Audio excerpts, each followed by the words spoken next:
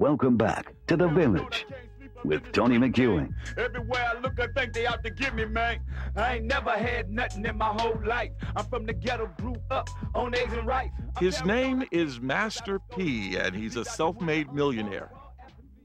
I was probably the hardest A student you ever won't meet. I always feel like somebody's watching me.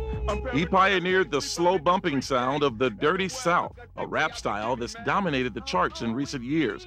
But he's not here to talk about the rap game. He's here to drop some knowledge. I come from the projects. I was able to turn my life around, and I was able to raise my son and give him these values that I have. And a lot of these kids don't have. They don't have somebody to have their back. So he's here on this day as a surprise guest speaker at the Village. He wanted to visit this groundbreaking Cleveland High School program in Reseda that's taking black students to new heights. Yeah, I'm here because I want to see y'all make it to another level. He shares his insights, his business expertise, and his personal pain. His closest brother, Kevin, gunned down in senseless violence by someone who was supposed to be a friend of his. Same day he was supposed to go to school, ended up shooting him in the back of the head, killing him. And my brother was somebody that I loved and loved to be with. Master P says he threw himself into school to cope with his loss.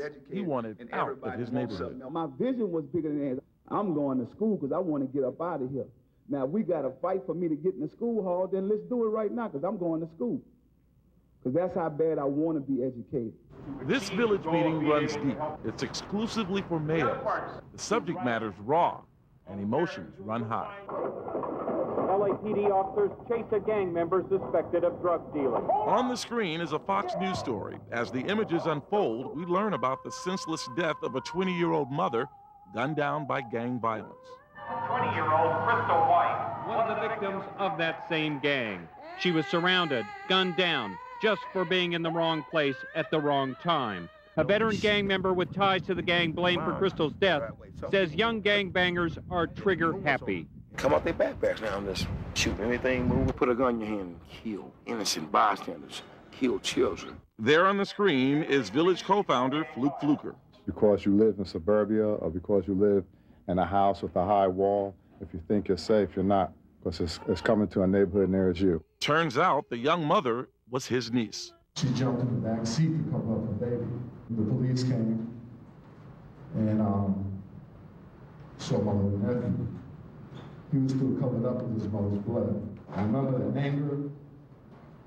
I remember how we felt. God put something on my heart. And it manifested itself in the handout that you're being given. The image packs a punch, a cartoon of a Klansman pulling puppet strings as two black kids gun each other down. Let us know if you need any more 40 ounces, AK-47s, assorted straps, cracks, blue rags, or red rags. We got your back. You guys are running around here, claiming stuff, claiming blue or red, claiming blocks and territories that you don't even own. The puppet master's playing you. The cemeteries, the funerals, when is it going to stop? When is the cycle going to stop? When we going to man up? It is a harsh reality check, and it's meetings like this that resonate with the teens. What was it Chris like Martinez says the mean streets of Pacoima almost swallowed him up. What is the single most important thing you've learned about yourself as a result of being involved in the Village? If it wasn't for the Village and football, I'd probably be headed down the wrong path right now. What path do you think you'd be headed down? I'd probably be gangbanging right now. Why do you think that is? I was a knucklehead and I didn't really have the attitude, like I really didn't care. So I was just raised around the violence. So when you're raised around that, you think violence is okay.